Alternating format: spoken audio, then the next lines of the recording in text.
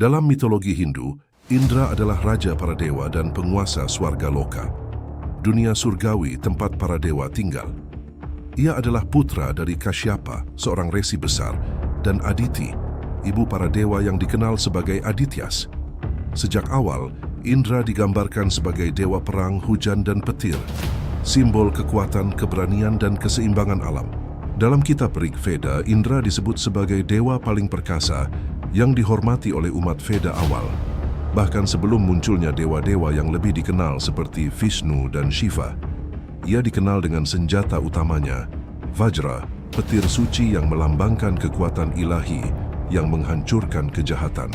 Indra lahir dengan takdir besar, menjaga keseimbangan antara dunia manusia, para dewa, dan kekuatan gelap para asura. Sejak muda, ia menunjukkan keberanian dan semangat kepemimpinan yang luar biasa. Para resi menggambarkannya sebagai sosok yang penuh energi, seringkali minum minuman suci soma, untuk meningkatkan kekuatan ilahinya sebelum bertempur. Dalam banyak kisah kuno, Indra bukan hanya pejuang, tapi juga pelindung tatanan kosmis, menjaga dharma agar tetap berjalan di 3 dunia. Sebagai Raja Swarga, Indra memerintah dari istana megah di puncak Gunung Meru, dikelilingi oleh awan dan kilat yang menjadi simbol kekuasaannya. Ia duduk di atas gajah putih bernama Airavata, makhluk suci yang muncul dari samudra susu saat dewa dan asura melakukan pengadukan samudra. Airavata menjadi lambang kebesaran dan kejayaan Indra, menunjukkan bahwa kekuatannya berasal dari tatanan alam itu sendiri. Di sisinya, istrinya Shachi, juga dikenal sebagai Indrani, menjadi dewi kesetiaan dan keanggunan surgawi. Namun, meskipun dikenal sebagai dewa perang dan penguasa langit, Indra bukan sosok sempurna. Ia memiliki sifat manusiawi seperti kesombongan, cemburu, dan rasa takut kehilangan kekuasaan. Inilah yang membuatnya menjadi salah satu karakter paling kompleks dalam mitologi Hindu, kuat dan agung tapi juga penuh kelemahan, yang membuatnya berbeda dari dewa-dewa lain yang lebih suci. Salah satu kisah paling terkenal tentang Indra adalah pertempurannya melawan Vritra, sang naga raksasa yang melambangkan kekeringan dan kegelapan. Vritra mencuri semua air di dunia, menyebabkan bumi kering dan manusia menderita. Para dewa yang ketakutan kemudian meminta Indra untuk turun tangan dan mengembalikan keseimbangan alam. Indra pun bersiap untuk bertempur, membawa Vajra, petir suci yang ditempa dari tulang Rishi Dadici. Pengorbanan suci yang memberikan kekuatan luar biasa pada senjata itu. Pertarungan antara Indra dan Vritra digambarkan sebagai salah satu peristiwa paling dahsyat dalam Rig Veda.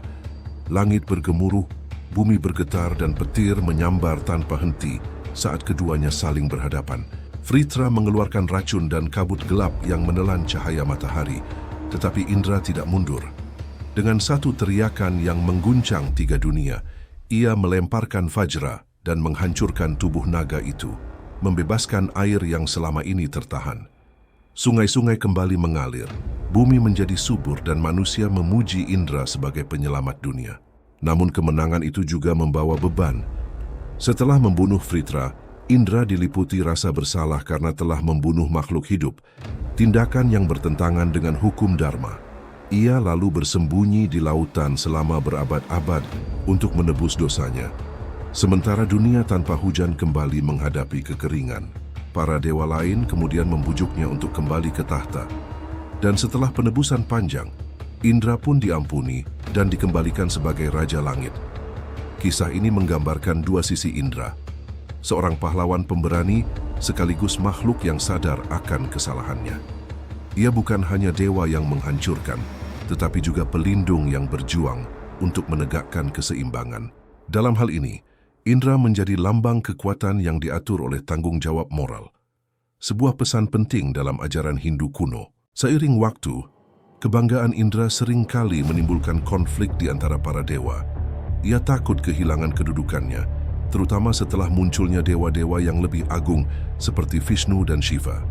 Dalam beberapa kisah, Indra bahkan mencoba menggagalkan kelahiran para pahlawan atau avatar yang diramalkan akan melebihi dirinya. Salah satu contohnya adalah kisah ketika Indra mencoba menghalangi kelahiran Krishna karena takut sang avatar akan mengambil tempatnya sebagai dewa pelindung umat manusia. Kesombongan Indra mencapai puncaknya dalam kisah Govardhana. Saat itu, penduduk Gokul memuja Indra agar hujan terus turun, tetapi Krishna mengajarkan mereka untuk menghormati Gunung Govardhana sebagai simbol bumi dan kehidupan. Merasa tersinggung, Indra menurunkan badai besar untuk menghukum mereka. Namun Krishna mengangkat gunung itu dengan satu jari, melindungi semua penduduk di bawahnya. Melihat kekuatannya tak tertandingi, Indra pun sadar dan memohon ampun. Ia menyadari bahwa kekuatan sejati bukan berasal dari kekuasaan tetapi dari kebijaksanaan dan kasih. Selain itu, Indra juga pernah dikisahkan kehilangan tahtanya karena kutukan dan kesalahan.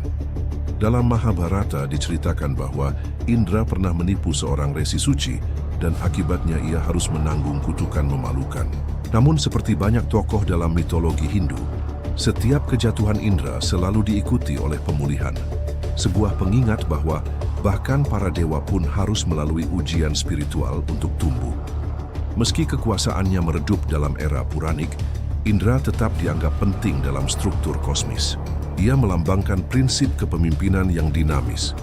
Pemimpin yang kuat, namun tidak luput dari kesalahan, dan belajar dari kegagalannya untuk menjadi lebih bijak. Dalam konteks spiritual dan budaya, Indra memiliki makna mendalam sebagai pengendali unsur hujan dan petir. Ia menjadi simbol kekuatan alam yang tak terduga, namun juga penyedia kehidupan bagi manusia. Hujan yang diturunkannya menumbuhkan hasil bumi, sementara petirnya mengingatkan manusia akan kekuatan kosmik yang lebih besar dari mereka. Dalam penggambaran seni Hindu, Indra selalu tampak gagah, menunggangi Airavata sambil mengangkat Vajra di langit, gambaran yang menjadi ikon klasik dalam arca dan relief kuil India hingga Asia Tenggara. Warisan Indra meluas ke berbagai kebudayaan di Asia. Di Bali dan Jawa kuno, namanya dikenal sebagai Sakra atau Indra Sang Hyang Guru Petir. Dalam Buddhisme, ia juga dikenal sebagai Chakra Devanam Indra, penjaga langit ke-33, tempat para dewa berdiskusi tentang kebajikan dan karma. Dengan demikian, kisah Indra melampaui batas agama, menjadi bagian dari warisan spiritual yang luas dan beragam di Asia.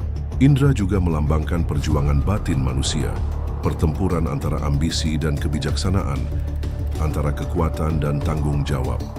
Ia menunjukkan bahwa bahkan makhluk ilahi pun harus menghadapi ego dan menebus kesalahan. Pesan ini membuat kisah Indra tetap relevan bagi umat manusia hingga sekarang. Sebuah refleksi bahwa kekuasaan tanpa kebijaksanaan akan membawa kehancuran, tetapi kekuatan yang disertai kesadaran akan membawa kehidupan. Dalam ingatan umat Hindu, Indra bukan sekadar penguasa langit, tetapi pelindung tatanan alam semesta yang menjaga hujan, kehidupan, dan keseimbangan dunia. Meski kekuasaannya kini tidak sebesar Vishnu atau Shiva, namanya tetap abadi di setiap upacara, doa, dan kidung kuno yang memuja petir di langit, sebagai tanda penghormatan kepada Sang Raja para Dewa.